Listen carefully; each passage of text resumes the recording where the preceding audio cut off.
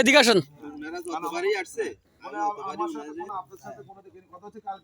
ওরা যদি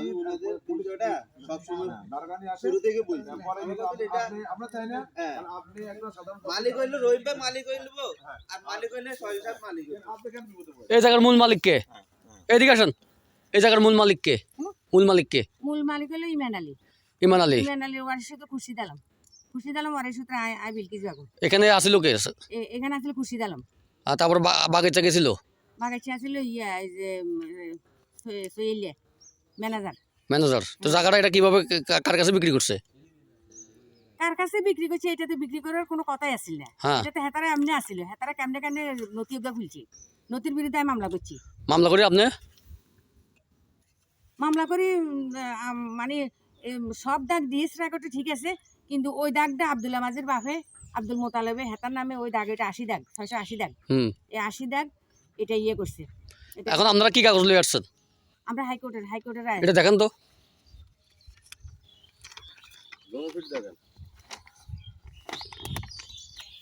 এটা হাইকোর্ট লিখছে 60 দিনের মধ্যে ব্যবস্থা নেওয়ার জন্য।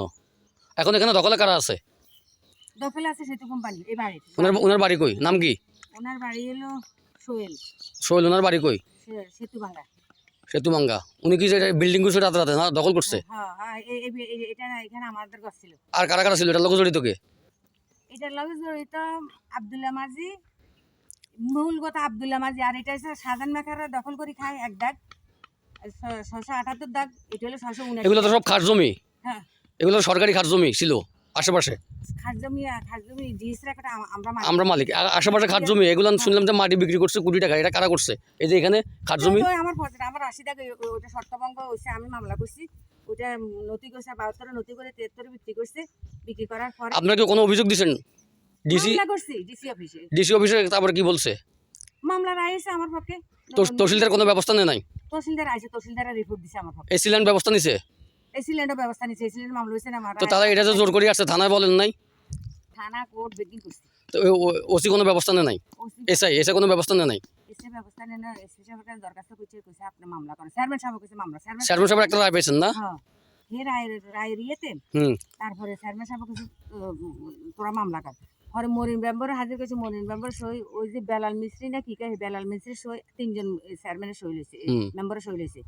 তারপর মনির মেম্বার আরে কইছে কি সইলে করে মাফ করে দে, সইলের গরিব মানুষ, সইলে করে মাফ করে দে। আচ্ছা, এখন আমাদের মূল দাবি হলো আশেপাশে খাস জমি, সরকারি জমির মাটি বিক্রি করতেছে আর আপনার জমি দখল করে রাখছে। যারা দখল করছে তারা প্রভাবশালী। তারা কারা? তাদের নাম কি? এখন এই জায়গাটা 1 নম্বর হলো বাড়ি হলো 679 দাগ। এটা সেতু কোম্পানি। আর 680 দাগ এই দুটো হলো সেতু কোম্পানির। আচ্ছা। আর পিছের একটা 678 দাগ এটা হলো দতরাডের সাজান মেখারের জোরপূর্বক দখল করতেছে। এই লোককে এই লোক ইমান আলী ওয়ারিশ প্রতিবন্ধী, ওনার জায়গা দখল করে রাখছে। হ্যাঁ, ইমান আলী তো মূল মালিক। আপনার নাম কি? আবুল কালাম। এই জায়গা দখল করছে কে? সেতু কোম্পানি। থানা অভিযোগ দিয়েছেন? থানা ব্যবস্থা নিছে?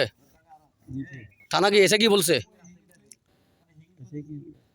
এসে কি বলছে? এসে আসে না, ঠিক মতো আসে না, এদের ব্যবস্থা নেই নাই? হ্যাঁ, এটার লগে কোনো উকিল মুক্তা জড়িত আছে? রহিমুকিল এগুলো? হ্যাঁ, রহিমুকিলের কাছে আমি এখানে গেছি। রহিমুকিলের কাছে আমি গেছি, মাঝবান্ডার সর্বত্র কাগজপত্র দেখি রহিমুকিলে ফোন দিছে।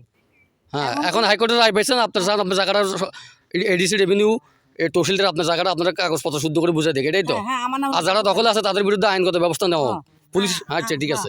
আমার নামে নতুন খতন খোলে, আমার মালিকানা। এখন এখানে যারা আছে এরা কারা? এরা ম্যানেজার। এরা এখানে কিভাবে আসছে? এদেরকে এই সরকারি জমি, খাস জমি, মামলা অবস্থায় জমিটা বিক্রি করছে কে? এদেরকে দখল দিছে কে?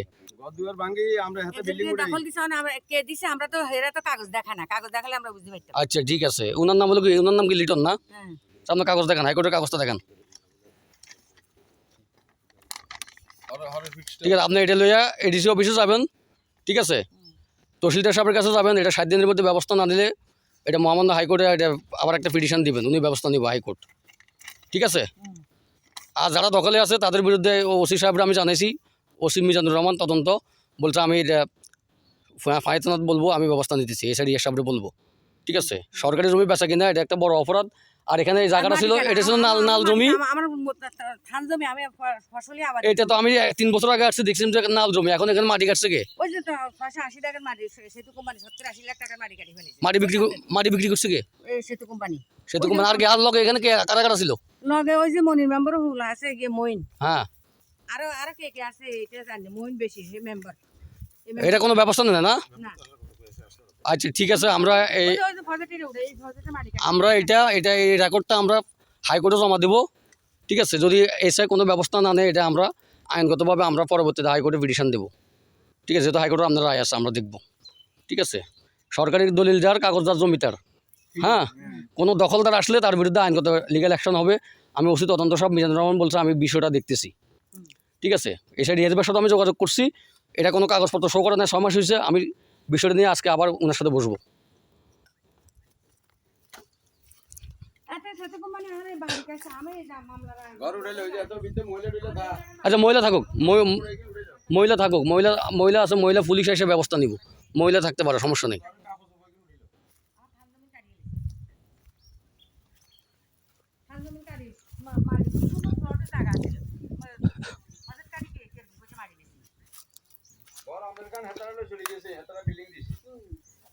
এখানে তো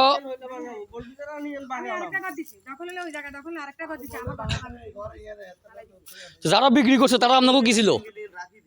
যারা জায়গাটা বিক্রি করছে তারা আপনাদের কি? ওরা এখানে কিভাবে ছিল? ওদেরকে আমরা ম্যানেজার হিসেবে দায়িত্ব দিয়েছি। বাগেচ্চা মানে বর্গাদার, ম্যানেজার ভাড়া দিবেন। ফারাদার, ঠিক আছে।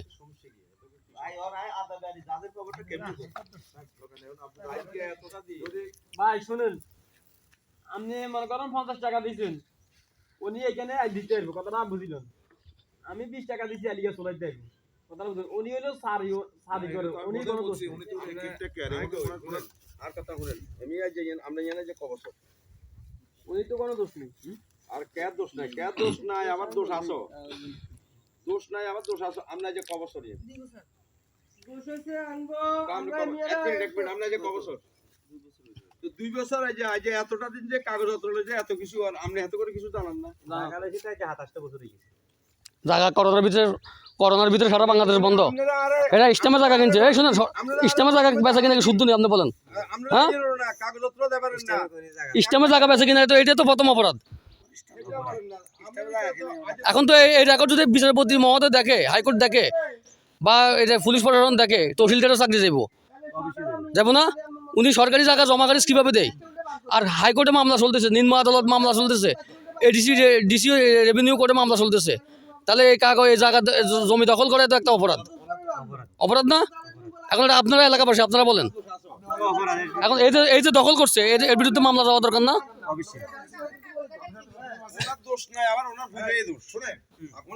এখানে শিল্পপতি হোক, সে তো গরিবের জায়গা দখল করতে পারে না, পারে?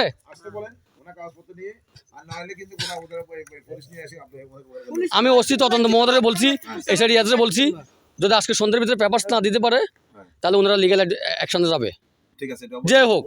কালকে পুলিশ আসে, আপনাদের কথা ছাড়তে বসে, আর মহামান্য হাইকোর্টের একটা অর্ডার আছে, কোনো টেনশন দরকার নাই। যদি এডিসি রেভিনিউ, তহসিলদার, পুলিশ প্রশাসন ব্যবস্থা না নেয়, তাহলে আপনারা একটা পিটিশন দিবেন হাইকোর্টে, দেখবেন যে তাদের বিরুদ্ধে অ্যাকশনে যাবে। কারণ ভূমিদস্যুদের সুদের বিরুদ্ধে সরকার এখন সচেতন। আর ইস্টেমের উপর জমি বেচা কিনা করছে, গরিবের জমি, এটাই তো অপরাধ।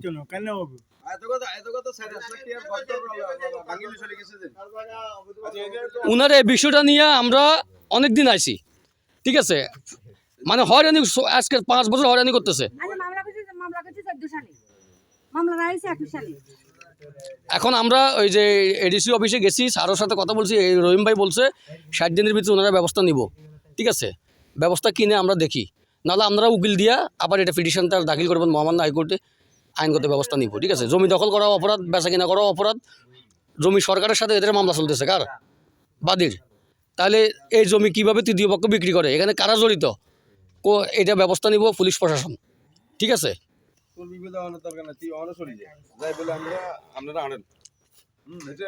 এখানে থাক,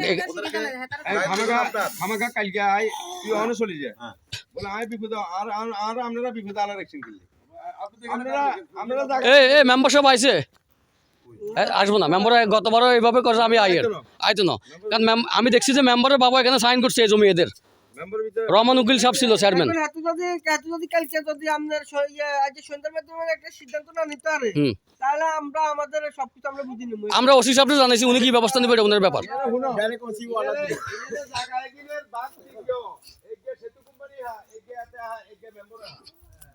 গরিবের জায়গা ভূমিহীনদের জায়গা কিভাবে বেচা কিনা করে 1 কোটি টাকার মাটি বিক্রি করছে রাঘব বোয়ালরা এগুলা এটা বিচার দিয়েও বিচার পাইতেছে না।